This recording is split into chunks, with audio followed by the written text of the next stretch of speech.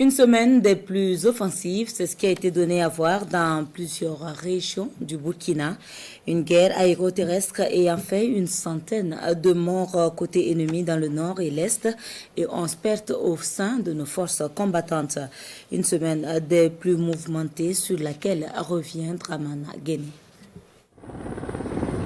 Cette semaine, la vedette des offensives des forces combattantes, c'est bien le vecteur aérien. Le dispositif aérien est d'un grand soutien aux fantassins. La guerre se mène alors sur terre et dans les airs. Les groupements de forces du secteur Est et de celui du Nord ont neutralisé plus de 112 terroristes en milieu de semaine. Côté ami, 11 combattants sont tombés. Sur la base de renseignements précis, des cibles ennemies font l'objet de frappes aériennes. C'est la débandade pour les plus chanceux.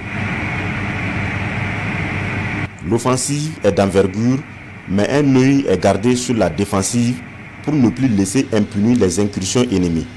L'exemple est venu le vendredi dernier de l'attaque de la gendarmerie de Tougouri sur l'axe Kaya-Dori.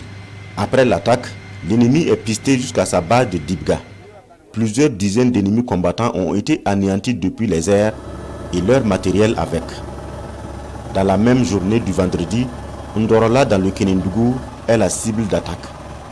La poursuite aérienne engagée a emporté la grande majorité des assaillants, plusieurs dizaines. Malheureusement, 2 gendarmes sont tombés lors de l'attaque.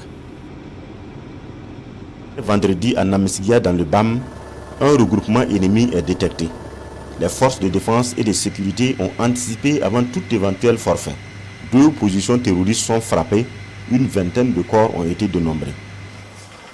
Pour la sérénité des opérations, l'armée tient au respect des consignes. Appliquer les mesures d'interdiction de circulation de certains engins et le couvre-feu dans les zones en guerre. Collaborer avec les forces combattantes et ne surtout pas communiquer sur leurs manœuvres et leur progression. Et sachez également que depuis plusieurs jours, sur l'axe Kongoussi-Djibo, plusieurs dizaines d'engins explosifs ont été neutralisés par les forces combattantes dans leur progression. Des combattants qui ne manquent pas de marquer une halte pour porter assistance aux populations dans le besoin, comme cette parturiente à qui il a été porté secours ou aux populations assoiffées. L'objectif à court terme étant le ravitaillement de la ville de Djibo et à long terme, la sécurisation totale de l'axe. Des informations que nous avons collectées auprès de l'agence d'information du Burkina.